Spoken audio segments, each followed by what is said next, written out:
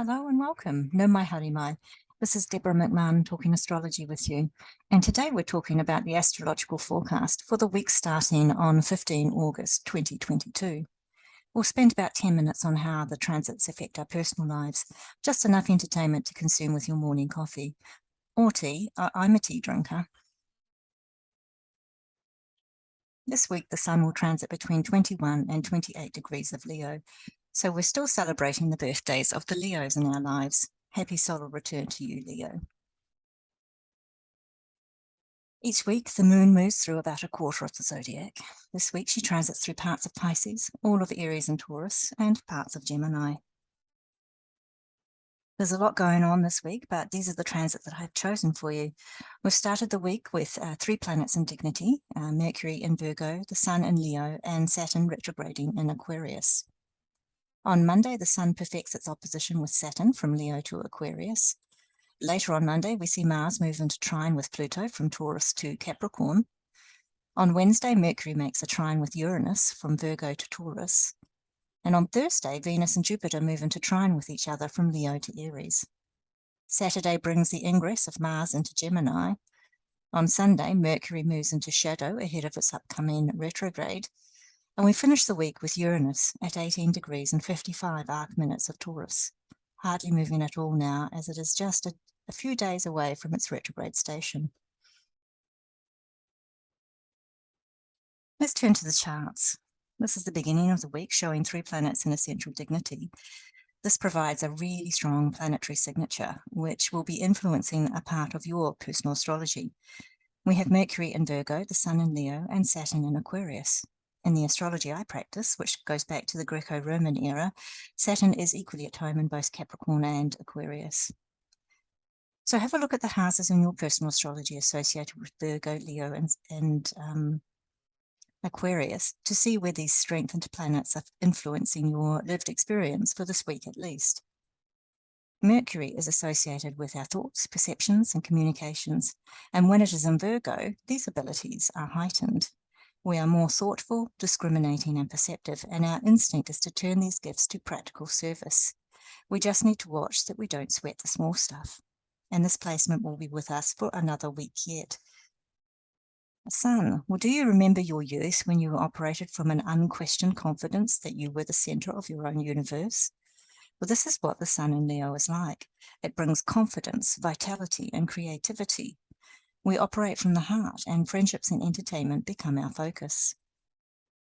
Well, Saturn brings rigor and structure to our ideas about society, associations, and networks of people whenever it transits Aquarius. Discipline and organization can be key features. And we can also be progressive in our thoughts and unafraid to hold views outside of traditional authority on an issue. Just a note about these charts. These are set in New Zealand time because that's where I am. So if you live outside of New Zealand, you might find that these transits perfect a few hours differently according to your time zone. You can convert these for your part of the world if you like, but they will be approximately right. Remember, as usual, the ascendant, midheaven, and house placements won't be relevant to you unless you live in the same part of the world as me.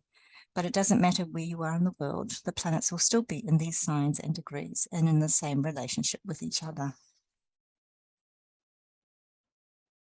So the Sun opposite Saturn on Monday. And this is a tussle of 2 planets, each strengthened by being in their home signs. The Sun is about self-expression, creativity, and entertainment, and Saturn is about self-discipline, caution, and authority. These 2 elements of ourselves will be put into tension with each other. Or it's possible we may come up against an adversary who will play one of these roles whilst we play the other.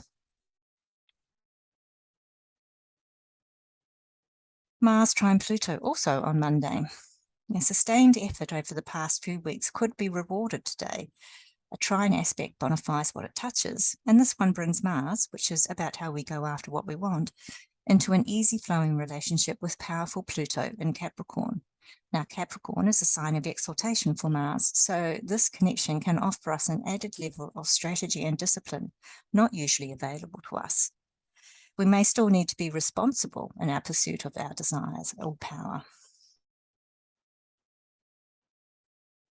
Mercury trine Uranus on Tuesday.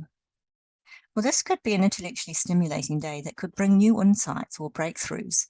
Paying attention to details or discriminating attitude towards data might upset the status quo, but also offer new freedoms. If you're inclined to migraines, you might want to stay away from trigger foods on Tuesday. The Venus-Jupiter trine on Thursday. A trine bonifies what it touches, and this one brings the lesser and greater benefics into relationship with each other in the creative expressive signs of Leo and Aries. This bodes good things, possibly impulsive, heartfelt expressions of the self or of admiration of another. The ingress of Mars into Gemini on Saturday. We're about to get very familiar with this energy because this ingress starts a 7-month transit. Mars usually takes about 6 weeks to move through a sign, but because of the upcoming retrograde of Mars in a couple of months' time, we all get to explore this planet-sign combination for an extended period. This transit could describe a time when we are busy, but perhaps don't accomplish very much because of a need or desire to spread our efforts across a lot of issues. Mars signifies our physical energy and our ability to assert ourselves and pursue our desires. It can represent our personal will, and it is unafraid to separate from others if it means getting what it wants. And in the sign of Gemini brings themes of curiosity, variability, a valuing of multiple perspectives, a hunger for data or for making connections, mental agility, and capriciousness. This may be an important longer transit for those of us who have planets in their personal astrology between 8 and 25 degrees of Gemini, or for those of us who have an Aries or Scorpio ascendant. More on this in the months to come. Mercury in its pre-retrograde shadow from Sunday. This occurs once Mercury moves past the 24th degree of Virgo. It will return to the same degree in early October, and so whatever takes our attention right now may be subject to review or rethink by then. Mercury is our messenger planet and is associated with our thoughts and perceptions and communications, and sometimes the technologies that support those functions. So it's possible that some glitches will cause us to have a redo in one of these areas. But not all Mercury retrogrades are created equal in everyone's life. Whether it has an influence can depend on your personal astrology and which chapter of life is currently activated in your astrological story.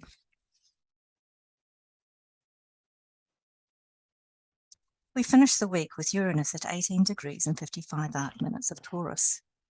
Our planet of rebellion and breakthrough is hardly moving at all now, readying for its retrograde in a couple of days' time. And of course, we know that as a planet slows, its significations intensify. The unexpected is what to expect with an empowered Uranus.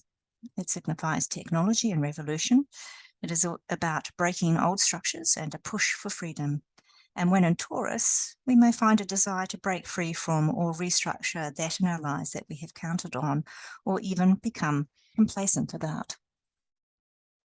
It's possible that this may play out more in the world stage than in our own lives, but then again, we could start thinking along lines that we've never thought to think before. This could be felt keenly if you have a planet in your personal astrology at the same degree of Taurus, or interacting with it by aspect. The parts of your chart to look at are the opposing point at 18 degrees of Scorpio, or the squaring points in Leo and Aquarius, or the trining points in Virgo and Capricorn. For us all, the themes opened up this week could continue until next week when Uranus reaches its retrograde station, and then return again in May of 2023 when the Maverick planet returns to the same part of the zodiac after completing its backwards trek. I hope you enjoyed this and thank you for your time. And I want to thank those of you who have put a like on my last week's forecast. I do appreciate it, and it's great to have received some feedback. And thank you too if you are a silent watcher.